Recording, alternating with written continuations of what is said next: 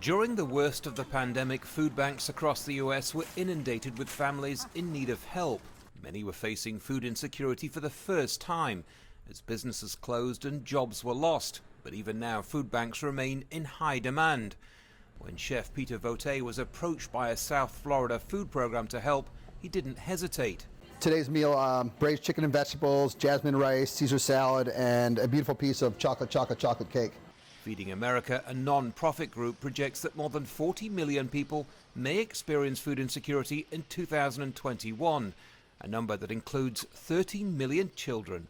Hospitality is something that's been in my blood since I was very young, and this is part of hospitality. I enjoy this when I see the pictures of the people that are getting the food and the smiles on their faces. That makes me happy. That makes a hard week worthwhile. Here we go. Thank you so much. Volunteers from Food Rescue US take meals from restaurants and supermarkets across Miami. Sometimes it's food that would get thrown out. Instead, it's given to those that need it.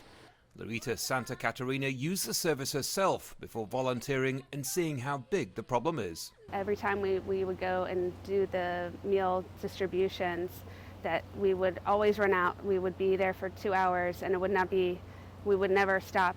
The line would never stop.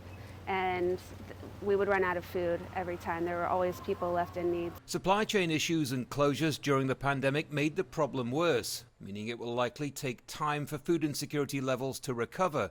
Groups like Food Rescue are focused on speeding that recovery up. According to the US Department of Agriculture, between 30 to 40% of all food is wasted every year. That's enough to feed around 25 million people. But with grassroots organizations like this and a network across the country, they can at least try and alleviate the problem. Even before the pandemic, food insecurity was a major issue, particularly in poorer communities. The US government's committed $1 billion to help, while volunteers continue to do their part in their own communities. Andy Gallagher, Al Jazeera, Miami Beach, Florida.